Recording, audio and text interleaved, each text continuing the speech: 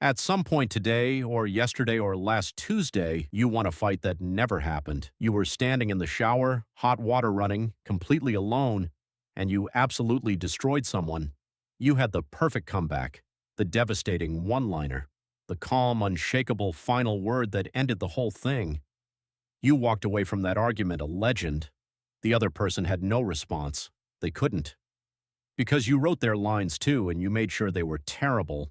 And then you turned off the water and went back to real life, where that argument still hasn't happened, and if it ever does, you will forget every single thing you just said.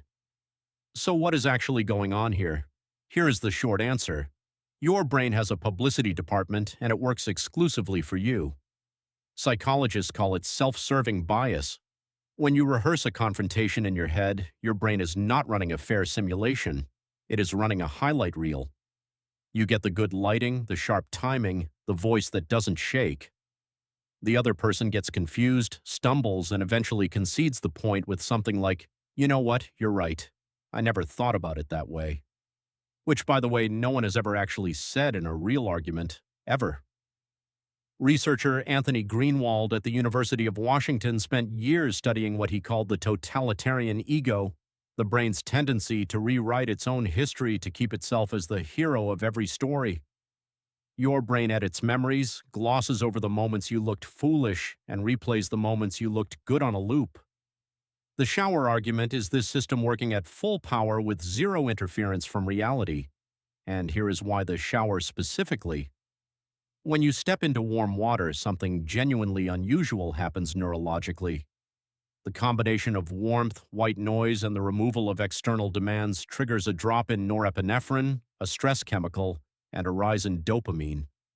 Your mind loosens, attention defocuses, and that defocused state is exactly when the default mode network, the brain's background simulation engine, kicks into high gear.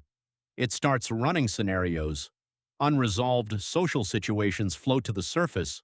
Old grudges, that thing someone said at dinner 2 years ago, the email you should have sent.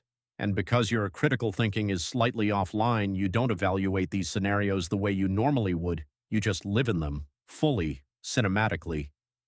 You are basically watching your own movie, and you gave yourself the best role. The problem, and there is always a problem, is that the shower version of you has superpowers that the real-world version does not. Shower you has unlimited time to think. Shower you never gets nervous. Shower you does not suddenly forget the main point halfway through a sentence because the other person made a face. Shower you is not worried about what happens to the relationship after the argument ends. Shower you does not need the other person to like them when it's over. Real you has all of those problems simultaneously. Researcher Cross and his team at the University of Michigan found something fascinating about the way people mentally simulate social conflict. When we rehearse arguments in our heads, we consistently underestimate the other person's response. We imagine them absorbing our points clearly and calmly. In real life, people get defensive, they interrupt, they bring up something completely unrelated from 6 months ago, and suddenly no one is talking about the original issue anymore and someone is upset about a holiday that happened in 2019.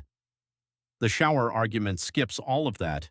It is frictionless conflict, consequence-free confrontation. And your brain finds it deeply satisfying, which is why you keep doing it even though it prepares you for absolutely nothing. There is actually something almost beautiful about it if you squint. The shower argument is your brain trying to take care of you.